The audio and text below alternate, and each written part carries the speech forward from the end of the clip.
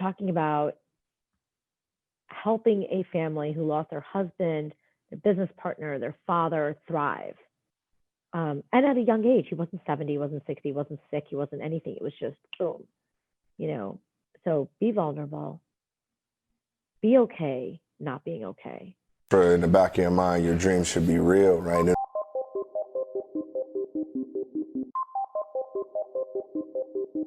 Thanks all for tuning in to Dreamcatchers, where we make things happen. Dreamcatchers was formally launched to unlock the hidden potential in successful, self-motivated individuals who desire to take their life's work to the next level but need support to evolve. We are a collective group of professionals with various backgrounds that use our talents to assist those individuals in realizing their wildest dreams by providing education, inspiration, and direction. This podcast is where we share the lessons we've learned along the way to catching our dreams and give you some context around the how and the why to each approach to put you further ahead on the journey to catching your dream. Are you ready? Hey everybody, and welcome to the Dreamcatchers podcast. I'm your host, Jerome, and I've got the great pleasure of having Sejal Lakhani-Bhatt with me today. How are you? How are things? I'm good, Jerome. How are you doing? Things are good in Jersey. Cold, but good. It's cold, but good. We got caught by the cold front as well. But the listeners don't care about the weather. They want to know about you and what you have going on. So do me a favor, and before we dive into that, tell the listeners how they can get in contact with you after they love hearing what you have to tell us about today. Sure. Shoot me an email at slakhani at TechWerxe, which is TechWerxe.com. Okay, so I gotta ask, what's a TechWerxe? So we are an MSP, and you're going to say, well, what the hell is that? Okay, we're a managed service provider. So we basically become the IT department for businesses, for small and medium businesses. So everything from like help desk, which is my mouse doesn't work, all the way to cybersecurity, breaches, private cloud, compliance, the whole thing. Now that's fancy. How do you get into something like that? Give me the story. Like, tell me about your background and kind of what you've been working on, and then how did we get to this place? Oh, that is a loaded question, Jerome. So so I'll tell you, I actually worked through the banks. So I was at Merrill Lynch, Deutsche Bank, Morgan Stanley. I started on the trading floor, moved throughout the banks for 12, 13 years. In the midst of that process, I got married, and my husband actually started this IT company in 2008. And so in 2012, I had 2 kids by then, and I was absolutely exhausted from my hours. I traveled a ton. I've lived all over the world, working for these banks. And in 2012, I decided after a 42-minute meeting that I thought was an absolute waste of time that I was going to quit. And so I quit, got on the train, called my husband, and I'm like, by the way, he's like, what are you doing? I'm like, oh, I quit my job. And he goes, what? Because go back. Go back. And we had just moved into our dream house. I had a 1-year-old and a 3-year-old. I mean, we just built our dream house. It was not part of the plan, So I quit my job. I decided I was going to stay home and hang out and go to the cafes and pick up tennis and, have a lot of fun. And I did that for about 3 months. And after 3 months, I thought I was going to go batshit crazy. So my husband's like, all right, well, why don't you kind of dabble in what I'm doing, see if you like it. And my husband is brilliant on the technical side. He is absolutely brilliant. Wasn't that good at the sales and stuff. So I started doing some stuff, and lo and behold, 2 years later, I was running the company and he was managing the technical side. Things have obviously changed since then, but that was 2015. Oh my goodness. That's a lot in a little bit of time, I know. Oh my goodness. So without having a conversation first, that seems to be everybody's biggest concern. It's well, I can't quit because my partner won't be okay with it, but you just quit and said, oh yeah, by the way. when you put it that way, fair. You know, I did. It just wasn't the right thing. I'd done it for so many years. When it was time, it was time. And I knew we would figure it out. And he's very supportive. He was extremely supportive. So I knew we would figure it out. I know I can see your eyes. You're like, girl, you're crazy. It's one of those things where I was just done. So that was it. So what happened? Was it just cumulative, or was there an event where you're like, or had you been thinking about it at least, and then you walked in, he's like, enough is enough. Like, come on, like, out two steps. So no, I'm serious. So we started building our house in, I think, 2011. And my husband said to me, he goes, look, we're going to build our dream house. So either we build a dream house and you continue working, or, we stay where we are and you can quit, hang out with the kids, do what you want to do. And I said, no, of course I'm going to continue working. I love working. I truly do love working. But it got hard. I was traveling. The kids were young. And this meeting was a 7 a.m. meeting on a Monday morning. And instead of waking up and cuddling my kids or even seeing them, I had to leave my house at 5:30, which meant I woke up at about 5 a.m. So for me to get to the city and be in my desk ready for a meeting at 7 a.m., I was leaving the house at 5:30. I was catching the 5:40 something train. And we literally wasted 42 minutes in that meeting. And I was like, I can't do this anymore. I was like, this absolutely doesn't make sense. So that was it. That was it.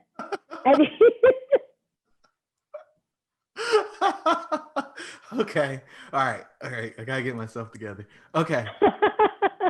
You sit in this long meeting, but okay, that can't be the beginning and the end of the story. Had you been going to meetings that you didn't want to go to for a long time? Had you been? Honestly, that was the beginning and the end of the story. Like, I was just working a lot, and it just hit me, and I was like, I can't believe that I missed time with my baby this morning. And probably it was going on for a little bit of time, like in my head, like I was getting home late. I had half an hour with my kids. If my husband was late picking me up from the train station, I was livid because it was like 10 minutes that I didn't have with my kids. So it was a lot of stuff. And then all of a sudden it was kind of like, nope, thank you. Done for a little bit. Okay. And so you do the stay-at-home mommy thing, and you're like, this isn't what I want to do with my life completely. No. I want to be a mommy, but I also want to have a career. And then you start working with hubby, and you guys are figuring out who's doing what and when they're doing it, on and so forth. And I imagine it was just perfect the entire time, right? It worked out exactly. Oh my God, unicorns and rainbows. I mean, we were like, are you crazy? We almost killed each other every day. I mean, working with your husband, right? And him working with me, although he would say that I was unicorn and rainbows. But working with my husband, living together, raising kids together, absolutely not. We had a serious separation of duties, of responsibilities. On top of that, my brother-in-law, my husband's brother, also worked for the company at the time. So we definitely had our ups and downs, and we were building a business, we were running a business, we were growing a business. There are things that he did better, there are things that I did better. Expectations, communications, all of that stuff kind of rolled into stuff. And we definitely had some problems. And we talk about them, and some of them lasted a day or an hour, and some of them lasted a couple of weeks. And we just had to work through them. Oh my goodness. Okay. And so, all right, how did you come to the place where you're like, okay, we're going to keep doing this. I'm going to help grow the business. I know what I'm good at, which is the sales piece, and I can help scale this thing. Like, how did you guys arrive at, hey, here's how we split it up, and here's how we're going to move forward? So I have zero technical expertise. The people around me, the people I hire, are the ones with the technical expertise. I can grow the business. He was absolutely brilliant on the technical side. So it was already a given that he would do the technical piece. And then I had to reprogram myself, because I worked in the banks. I worked in big corporate America. I wasn't working with small and medium-sized businesses. I didn't have a network. I didn't know where to go. So it's really about getting out there, learning how to do sales on the smaller side, I know how to run a business. I know how to do operations. I know how to, sort of manage all of that stuff, do the marketing, who to call. I know how to network. So it just made sense for me to take on that piece. He took on the other piece. And we were able to do some pretty awesome things. Without question. So when did you realize, hey, I'm going to stay here and do this? Was your mind always made up, or when you guys were doing a little struggle and trying to figure it out, you're like, well, maybe I should just go get a job, or maybe I don't want all of the income for our household tied to this one thing? So all the income for the household was definitely a big thing. But that made it all the more, made us all the more motivated to make sure that things were going and we kept moving. I don't think I ever thought about leaving. It afforded me the flexibility. I got to be home with my babies. I got to be out when I needed to. I had the adult connections. There were times where him and I mean, obviously we were working together, doing all this stuff. We didn't agree on things. We went through some rough patches. But I don't think I ever thought about leaving. Nice. And so now that you've kind of seen your way through all of this, like, what was your worst fear in the process, and how'd you work your way through it? Well, the worst fear, unfortunately, did happen. So my husband passed away last year, unexpectedly at 39.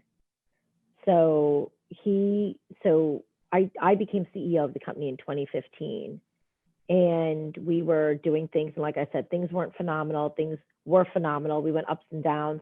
We really grew the business.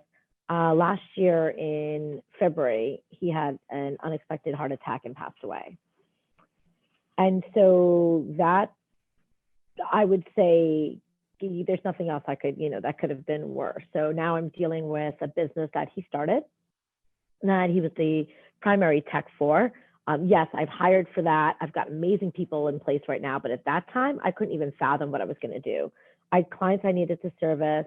I closed down 50% of my business because I needed to focus on the other 50% that I knew was going to bring in the right amount of revenue. I had 2 grieving kids. At the time, they were 10 and 8.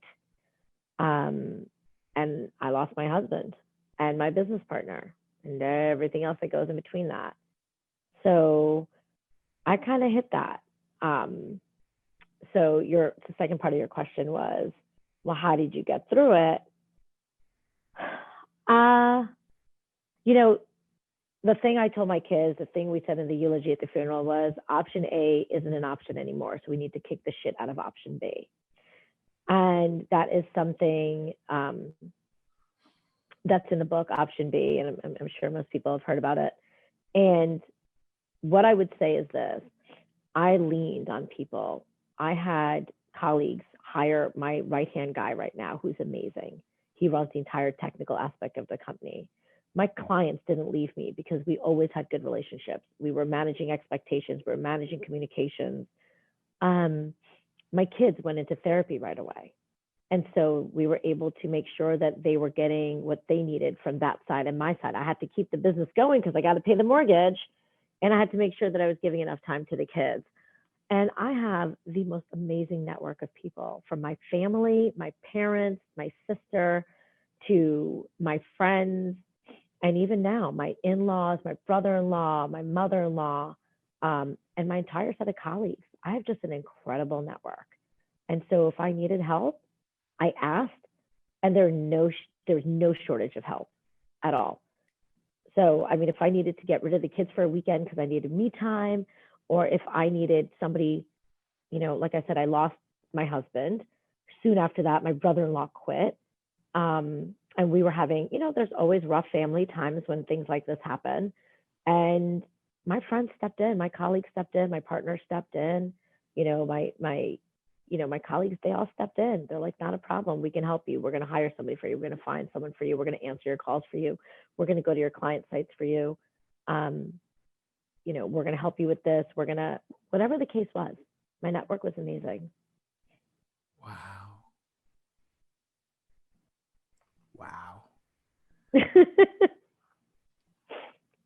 So was there a point when everything was on the line? Was that like rock bottom? Was there a point where everything was on the line? I don't think there was a time that everything was on the line, because my colleagues wouldn't let it fail. They ran my company for a little bit for me. They knew what I needed before I needed it, before I knew what the hell I needed. I truly, when I say I have a strong network, I mean, just think about it this way. I had a couple of them reach out to my right-hand guy and pretty much offer him a job without even talking to me, and said, she doesn't even know she needs somebody. When she does, I'll let you know. I've had colleagues that have, through all the trust and estates and all of that stuff, they're like, you don't need to deal with it. We'll talk to your accountant and we'll talk to your trust and estate lawyer. You can just, don't worry about it. And they do all of that for me. I have, colleagues that, or friends or family that are like, I'm sorry, what do you want to do? You want us to take the kids? Not a problem. We'll take the kids for a week, a day, a week, whatever. I have an amazing network. So no, I don't think anything was, I don't think that there was a point where everything was on the line. I can tell you emotionally, I probably felt like, what am I going to do? But I can't pinpoint a single time where I could say everything was on the line and I thought it was done. Sure you did. I mean, just listening to what you said, right? And you can argue with me, which I enjoyed. We're going to argue. But when you said everybody stepped in and they told you, or they did the things that you didn't know you needed done, because you were overwhelmed, I would assume. I would be overwhelmed without a question. And there was a whole technical aspect to the business that you knew very little about. And probably the other person who knew the most quit. Yep. I feel that was the point where it's like, uh-oh.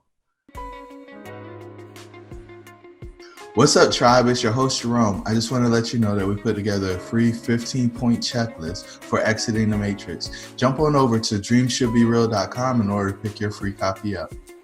Let's get back to the show. Oh, and then everybody just kind of fixed it, but that's not the order it went in. Oh. The order it went in was after my husband passed away. Some of my colleagues realized that I would need somebody. They'd already reached out. They were already helping me. Then he quit. I wasn't alone at all. So I would agree with you normally, but in this particular case, they saw what was coming. They knew what was happening. And so, we all talk about implicit trust. And in a time like now, right, in the environment we're in and the craziness that's going on, implicit trust is almost impossible to come by. And I can flat out tell you that I have implicit trust on several people that I would hand over my bank card, hand over my keys, hand over my kids. And I'm not talking family. I'm not talking my mom, my dad, my sister, which I do. I'm not talking her husband. I already have implicit trust there. But this is a different set. And that's why I would have to say that I don't think I knew that I could just reach out and I'd be carried through. Wow. That's amazing. Because I think so few people have that type of network. Like they 100%. Just struggling to figure out who they can trust in any way, shape, or form. So to hear you 100%. say, oh my goodness, that's wow. Good for you.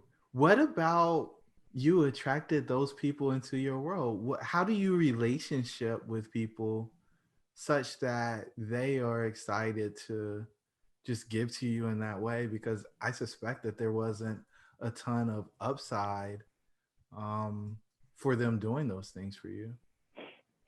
So I think people mistake networking and building relationships with, what can you give me? Like, why do I want to be friends with you? How can you help me? And I think you need to flip that, right? It's how can I help you?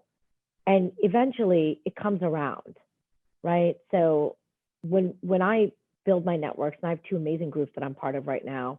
One is EO, which is Entrepreneurs Organization, which is a global organization of entrepreneurs. And one is C4BX, which is Connect for Business Exchange, which is where these colleagues that I'm talking about that hired people that stepped in, they're a part of. And I think the thing that, people really need to know is how can you help? How can you give yourself to people? And you help people when you do that. It just comes back. Those are the type of people that get attracted to you because they also want to be the ones to help. There are times that I've done plenty of things for these people. And last year when I needed more than anything, they all stepped in. Okay. So now, I don't know where this is going to take us, but I'm going to ask anyway. You have a nickname. It's called, they call you Sage. Where did that come from? Oh, just that. Just the shortening of Sejal. It does not mean I'm wise. They would all agree that they don't think I'm wise. Sejal just got too long. So they just went, that's it. Cut it off. Okay. All right. There's so much stuff here. You're so courageous. I can't believe you held it together. Oh my goodness. I would have been in tears and all the things. Oh, I was. I mean, look, we've all been there. Of course I was. And we still do. We still cry every day and we talk every day. And, the boys and I, they still go through the ups and downs. And I don't think it's a matter of holding it together. I think you just have to keep moving forward. You can take your cries, take your time, wallow in it, get angry, get mad, and then get up and move on. So, and hopefully it's not too personal, but I have a friend who's got a podcast called Guards Down. And one of the questions that he asks pretty regularly is, did your parents prepare you to deal with trauma and grief? And every guest that he's interviewed so far, the answer is no. Yeah. So what made you comfortable with sending your kids to counseling? Because there's always some stigma with it. And what did you do to help yourself with the trauma of losing somebody so close to you? Yeah, I agree with you on the stigma. And it sucks because therapy can really help. So I 100% agree with you on the stigma. I think people don't talk about it. They don't talk about being depressed. They don't talk about having therapists. It wasn't even a question. My husband passed away on February 28th. We told the kids on March 1st. Or was it the 29th? I don't know if last year was leap year, but anyway. We told them the next day, my kids were in therapy 2 weeks later. There was not an option. I didn't give a shit about anyone or anything. I didn't. I cared that my kids had somebody to talk to, and that was it. And they needed to, because I wasn't fit to do all the talking with them. So yeah, maybe there's a stigma. I know there's a stigma. I do think that because of my situation, the stigma doesn't necessarily apply. And maybe that's why it was easier. But I think we need to get over it. I think if we're taking the step to talk to therapists, that's an amazing step to take. That's like don't you read self-improvement business books? I mean, some people do yoga, some people do self-improvement, some people take classes on cooking and stuff. You do all those things to better yourself. And I think this is one of them that people do. Now, that being said, I don't see a therapist. I never had the time in the beginning, never made the time. And so what I do is I have a couple of friends that are my absolute confidants that I talk to, every day, and I just vent, and I'm not being judged. I just need to get it out. I can say 100 different things in 100 different ways, and they just listen. And that's it. I can be mad, I can be upset, I can be frustrated, I can be angry, I can be a whole bunch of things. And then we get through it. Got it. Okay. And so what are you most grateful for at this point? I'm grateful that my kids are thriving and not surviving. That's what I'm most grateful for. My boys smile. They're doing well in school. They have friends. They've got amazing friend circles. They hang out. They go out. They do all these amazing things. And yes, they miss their father like crazy, but they are smart, intelligent, good, and adjusted boys. And I contribute a lot of that to therapy. Wow.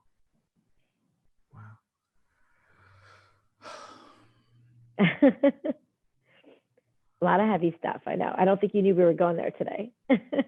I didn't. And the beginning was so lighthearted, I didn't see you turning the corner on me. But it's okay.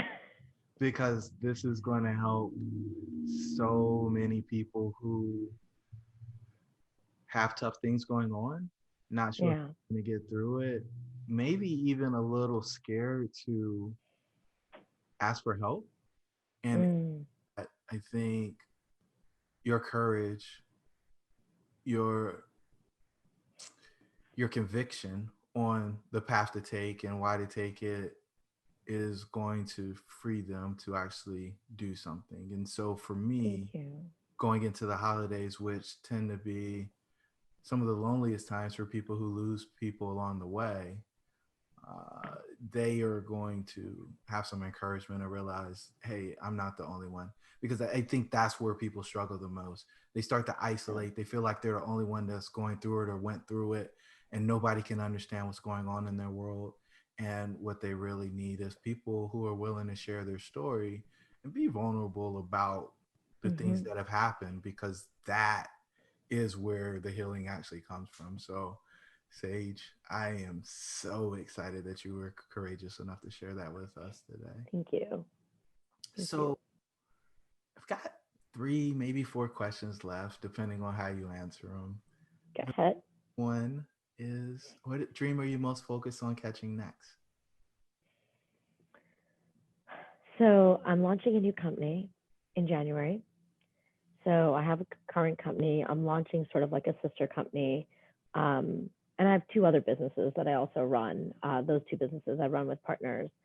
So the next dream is just to continue building.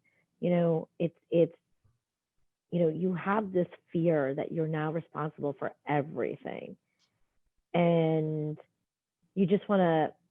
A friend of mine said this to me a long time ago, last year at some point. He goes, "No decision you make is the wrong decision. Every decision you make is the right decision, no matter what. And then tomorrow, you can make a different decision." And I'm starting to launch this company. I'm doing it on my own for the first time ever. And so I'm excited. I'm excited to start building out my company. And, we got stable towards the beginning of the year. COVID hit. We did well through COVID. So it's really just continue moving forward on the business front, on the professional front. Okay, you got to tell us about the company. What is it? Don't keep the secret. So it's called TechWerxe. We are basically, I know a lot of people are familiar with like AWS and Azure, like the clouds for Amazon and all that kind of stuff. So it's a private cloud for small and medium businesses. So we'll sell it to other IT companies and they can put their clients on our cloud. What makes your cloud safe?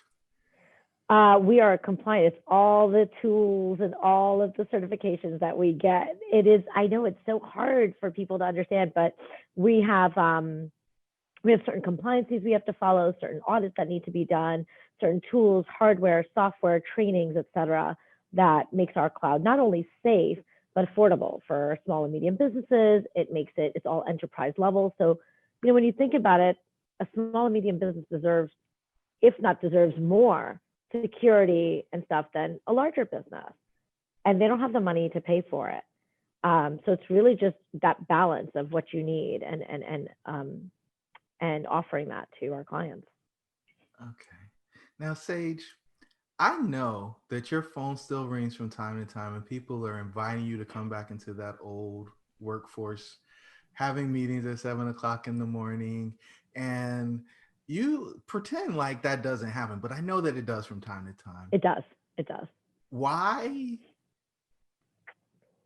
haven't you just folded it up and released some of the pressure of having everything stop with you and some of the other challenges? Why not just go back into that old way of life?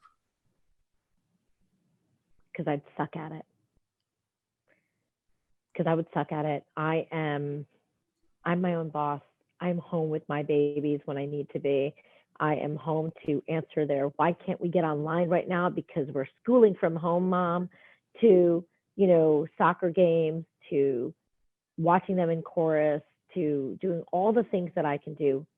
Not just that, playing tennis in the middle of the day if I wanted to, getting my workout in. I love what I do. I love what I do. I love the flexibility of it. I work really hard. A lot of people say when you own your own business, you're your own boss, you don't have to work so hard. I know what I just said made it seem like you can do all these things in the middle of the day. But I wake up at 5:30 in the morning. I go through my emails. I answer my stuff. I'm working way past the kids are in bed, way past the time that the kids are in bed. But I get to have dinner with the boys every day. And I get to have breakfast with the boys every day. And if I choose to do so, I get to pick them up from in the middle of school, obviously not now, but before, and take them out to lunch. And I can work these things into my schedule. And so, first and foremost, I need to be there for the kids, especially now. Sounds like clarity of your priorities, huh? A little bit so. I also love that they see me working hard. If you ask my boys, both of them, they'll tell you, Mommy's not home because she's in a meeting. She's working hard. Mommy's got to work extra hard now. You know, I like them seeing that. They should see that. They should see how hard it is. Got it. Okay, so the last two. First, okay. What gift are you giving the world? Besides me? No.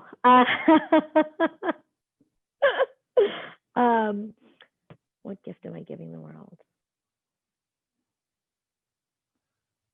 You know, that's a really hard question. And here's what I would say. The first thing is to raise good people. My kids are good people. There's a lot of stuff going on in the world right now. Intolerance, regardless of what side you're on, it's on both sides. The inability to talk to someone because they have a different point of view, the inability to have empathy. So that's number one. I'm raising two good people, good humans. And we all make mistakes, but being able to own up to the mistakes is a big one. So that's the first thing. And the second thing is just my story. It's going out there, like you said, people look at you and people are like, oh my God, you have everything and you do this and you run this and you've never had any issues. And oh my God, it should be, it's so easy for you. And you go through these things and you tell them the challenges you've gone through. You tell them that your marriage wasn't perfect. It wasn't all unicorns and rainbows. And you tell them about the vulnerabilities. You tell them about, closing down half your business, minimizing your revenue. You tell them about reaching out to people and asking them for help without feeling slighted. You tell them about sending the kids to therapy. It's really just going out there and giving people the story that it's not great. You're going to have a lot of valleys, but you can make them out if you just kind of move forward. It's just one step at a time. So I think you're giving us the gift of transparency and authenticity. In everything that you said, I mean, you talked about some really uncomfortable things today, right? And that can lead a lot of people to just hide because they're scared of being judged. You mentioned that word early in the conversation where you're talking about being able to talk to your friends and just vent, right? Yeah. Worry about them judging you and being able to have them listen. And I'm not sure if they participate in solving the problems or you just want to share sometimes, but they do. And so that in and of itself is exciting because you don't feel like you have to put on a facade. You don't feel like you have to pretend to be something that you're not in order to actually live and exist. And for me, showing up as your true self is the best gift. So when you joked and said, besides me, by giving the world, I think maybe in this instance, you as your authentic self being transparent is enough. And so Sage, I'm super grateful that you came on the show today. And I'm gonna wrap it with the last question that I ask everyone who comes on the podcast. What's the thing that you want our listeners to take away from this show? It's okay to not be okay. Keep going. Keep going. It's okay to ask for help. It's okay to be different. It's okay to be unique. It's okay to not know. And it's okay to let people know that you don't know the answer. I think we're in a world where everyone has to know everything and we're really righteous and we're really right and it has to be right all the time. And what I say is the way everything should go. It's okay to disagree. It's okay to be offended. It's okay to do all of these things. It's the next step that means something. And I think build the relationships that you make yourself in a way that you would want others to be for you. So build those relationships, build that book, because that's really important. I can hands down say that me, my kids, and my company would not be around had it not been for my network. 150%. You know, I've had surgery since my husband's passed away. You can't tell two kids who lost their father that your mother's going into the hospital for surgery. That doesn't work. Having people there to manage the kids, my parents to take them, my friends to answer their phone calls pretending to be me. But I mean, all of these things need to happen. And they sound little. Each on its own sounds very little, but when you put it all together, you're talking about helping a family who lost their husband, their business partner, their father thrive. And at a young age, he wasn't 70, he wasn't 60, he wasn't sick, he wasn't anything. It was just boom, you know. So be vulnerable, be okay not being okay, but don't sit in it. You have to move forward. And whatever that means to you, maybe today just means showering.